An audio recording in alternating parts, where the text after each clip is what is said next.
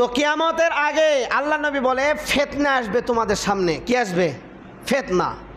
ফিতনা কিভাবে আসবে? ফিতনার রূপটা কেমন হবে? ফিতনা কি হাঁটে হাঁটে আসবে নাকি গাড়িতে চড়ে আসবে? ফিতনার অবস্থা কী হবে? আল্লাহ নবী বলেন, বুখারী শরীফের হাদিস, আল্লাহ নবী মুহাম্মদুর রাসূলুল্লাহ সাল্লাল্লাহু আলাইহি ওয়াসাল্লাম মদিনায় উঁচু একটা জায়গায় উঠলেন। ওঠার পরে সাহাবা একরামদেরকে ডাক দিয়ে বললেন, হে আমার সাহাবা একরাম, আমি যা দেখি তোমরা কি তা দেখো নাকি? তো সাহাবা একরাম বললেন, না ইয়া রাসূলুল্লাহ, আপনি যা দেখেন তা তো আমরা দেখতে পাই না।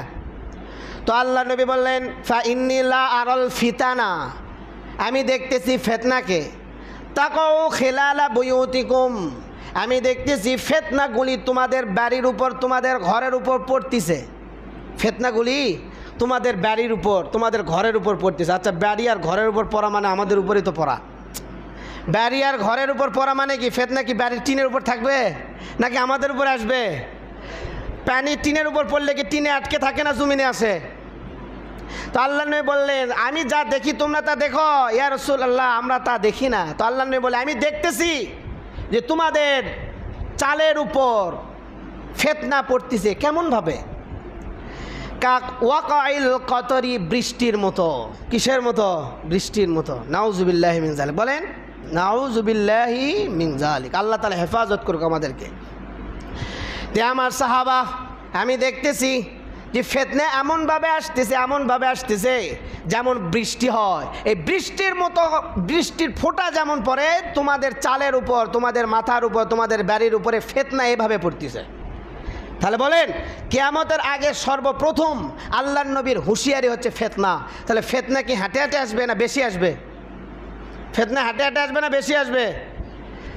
বেশি আসবে। বেশি আসবে। কিসের মতো বেশি?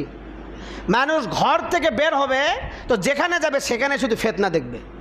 আরও কঠিন হাদিস সামনে আসবে, আপনারা শুনবেন ফিতনা কেমন আসবে।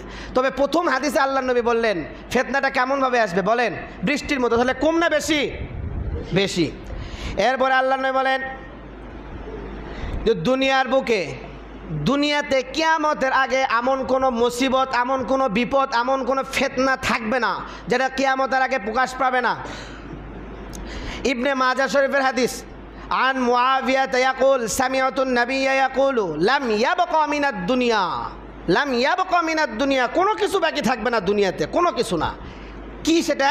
ইল্লা বালাউন ওয়া ফিতনাতুন, যে বালা, মুসিবত এবং ফিতনা এমনভাবে দুনিয়াতে গ্রাস করবে যে কিয়ামতের আগে সামান্য ফিতনাও আর বাকি থাকবে না।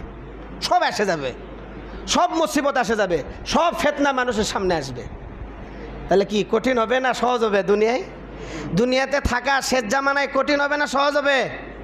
তো আপনারা যেভাবে আমরা বর্তমান সময়ে চলাচল করতেছি মনে হচ্ছে দুনিয়াটা অনেক সহজ, তাই মনে করতেছি না?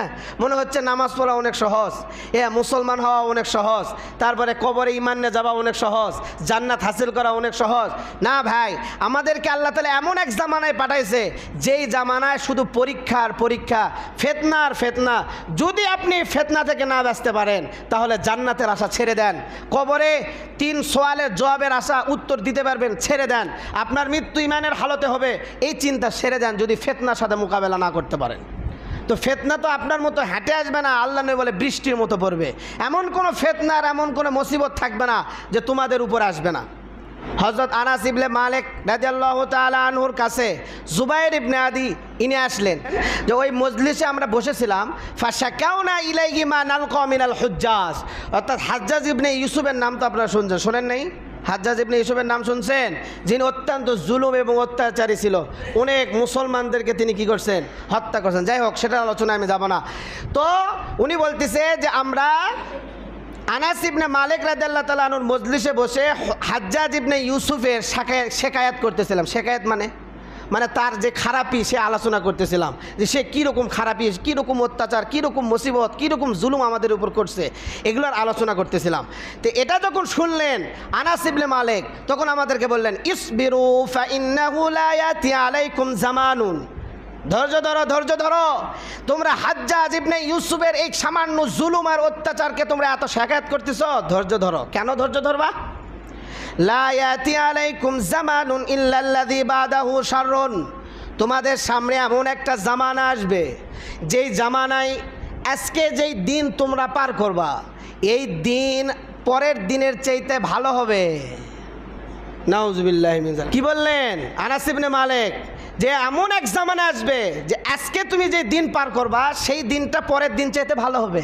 মানে আজকের দিন যত যাবে এই দিনের চেয়ে পরের দিন আরও খারাপ হবে, তারপরের দিন আরও খারাপ হবে, তারপরের দিন আরও খারাপ হবে, তারপরের দিন আরও খারাপ হবে। এমন খারাপ হবে যে শাররা মিনহু, এমন খারাপ হবে হাত্তা তালকাউ রব্বাকুম, যে এই অবস্থায় যাইতে যাইতে তোমরা আল্লাহ তাআলার সাথে সাক্ষাৎ করবা, আর ভালো হবে না কোনো দিন। আমরা যতই সামাজিক পরিবর্তনের চেষ্টা করি না কেন, যতই দেশকে পরিবর্তনের চেষ্টা করি না কেন, যতই রাষ্ট্র পরিবর্তনের চিন্তা করি না কেন, কোনো দিনও আর সম্ভব হবে না। কারণ কিয়ামত আসবে যত দিন তত ভালো আসবে না খারাপ? দিন আসবে খারাপ, কিন্তু দিন যেহেতু খারাপ আসবে তো আপনি করবেন কি? তো নিজেরটা নিজেকে চিন্তা করতে হবে, নিজে ভালো হতে হবে, নিজেকে আগে সেফ হতে হবে, নিজেকে আগে ভালো হতে হবে, নিজেকে আগে ইমানদার হতে হবে। আপনি যদি আগে এই জামানায় এসে যদি চিন্তা করেন আমি সবাইকে ভালো করব, সম্ভব না।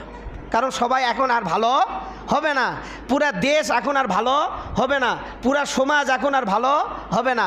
এখন নিজেকে আগে ভালো করতে হবে। এটা ফিতনার সূচনা। আল্লাহ নবী যে বললেন কিয়ামতের আগে সর্বপ্রথম আবার উম্মতের মধ্যে ফিতনা প্রকাশ পাবে, সেই ফিতনার সূচনার কথা আপনাদেরকে বললাম।